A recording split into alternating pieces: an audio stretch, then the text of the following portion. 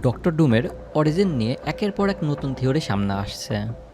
অনেকেই বলছেন এমসিইউতে ডক্টর ডুমের উপস্থিতির ইঙ্গিত আমরা অনেক আগেই দেখে ফেলেছি, শুধু বুঝতে পারিনি। আর মজার ব্যাপার হলো এই থিওরিগুলো পুরোপুরি ভিত্তিহীন না, কারণ অনেকের মতে আয়রন ম্যানের মধ্যে ডক্টর ডুমের একটা অসম্পূর্ণ প্রতিফলন ছিল। আর্থ 616 এর আয়রন ম্যান, মুন নাইটে দেখা ল্যাডভেরিয়ার মতো location, Doctor Strange Multiverse of Madness, Mister ফ্যান্টাস্টিকের ব্যবহার করা টেকনোলজি, এমনকি ইন গেমে টাইম ট্রাভেল, সব কিছু যেন ধীরে ধীরে ডক্টর ডুমের সঙ্গে কানেক্ট হচ্ছে। ইন্টারনেট জুড়ে এখন এই আলোচনায় চলছে, তবে আমার নিজেরও কিছু পর্যবেক্ষণ আছে যেগুলো আজ আপনাদের সাথে শেয়ার করব। তাই এই ভিডিওটা শেষ পর্যন্ত দেখো আর কমেন্টে অবশ্যই জানাও। প্রথমে আসি ডক্টর স্ট্রেঞ্জ মাল্টিভার্স অফ ম্যাডনেসে।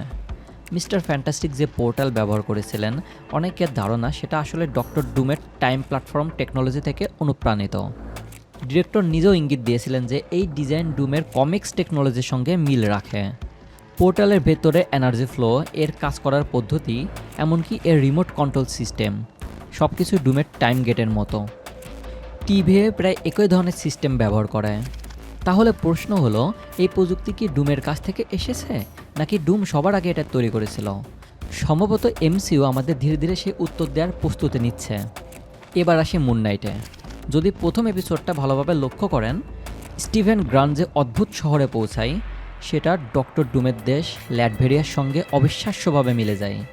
একই দুর্গ, একই পাহাড়ি পরিবেশ, একই স্থাপত্য। আর ইন্টারেস্টিং ব্যাপার হলো, একটা দৃশ্যে ভন ডি টাইপের লেখা দেখা যায়। ডক্টর ডুমের আসল নাম ভিক্টর ভন ডুম। তাহলে এটা কি ইচ্ছাকৃত, নাকি শুধুই কাকতালীয়? এবার আসি লোকি সিরিজ নিয়ে।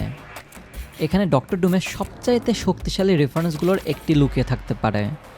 মোবিয়াস যে 8 বছরের এক শিশুর গল্প বলেছিল, যাকে টিভি প্রুন করেছিল কারণ সে ভবিষ্যতে হাজারো মৃত্যুর কারণ হতে পারত। অনেকেই মনে করেন সে শিশুটি আসলে ছোটোবেলায় ভিক্টর ভন ডুম। ভাবতো, টিভি যদি সত্যিই জানতো ডুম ভবিষ্যতে মাল্টিভার্সের সবচাইতে বড় হুমকি হতে চলেছে, তাহলে তাকে ছোটোবেলাতেই মুছে দেওয়ার চেষ্টা করাটা একদমই যৌক্তিক।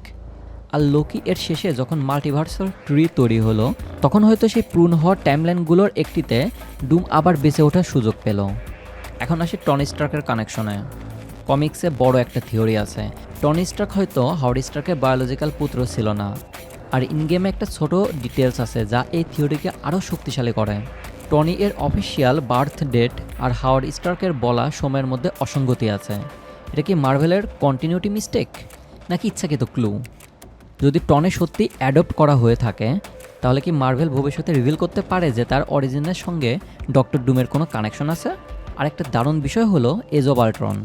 টনি যে ভীষণ দেখেছিল অ্যাভেঞ্জার্স ধ্বংস হয়ে গেছে, পৃথিবী বিপর্যস্ত, আকাশে পোর্টাল খুলে গেছে, অনেকে মনে করেন এটা শুধু থানোসের ভবিষ্যৎ ছিল না, ওটা হয়তো ডক্টর ডুমের ভবিষ্যৎ শাসনের এক ঝলক। আল্টনের পুরো দর্শনও ডুমের মতো, পুরনো পৃথিবী ধ্বংস করে নতুন বিশ্ব গড়ে তোলা। সবশেষে আসে ইনগেম টাইমলাইন থিওরি। ইনগেমের টাইম ট্রাভেল এমসিইউ এর টাইমলাইনকে এমনভাবে ভেঙে দিয়েছে যেখান থেকে অসংখ্য ব্রাঞ্চ রিয়েলিটি তৈরি হয়েছে। আর সেই ব্রাঞ্চ রিয়েলিটিগুলোর যে কোনো একটিতে ডক্টর ডুমের উত্থান হওয়া একদম সম্ভব। হয়তো মার্বেল এতদিন ধরে ছোট ছোট ক্লু ছড়িয়ে দিয়েছে, এতে করে ডুম ফাইনালি এন্ট্রি নেবে, সব কিছু একসাথে কানেক্ট হয়ে যায়। তো এই ছিল ডক্টর ডুমকে নিয়ে কয়েকটা সবচেয়ে ইন্টারেস্টিং এমসিইউ থিওরি। আপনার কি মনে হয় মার্বেল কি সত্যি অনেক আগেই ডক্টর ডুমের গ্রাউন্ডক তৈরি করে রেখেছে? কমেন্টে জানান আপনাদের মতামত। Thank you.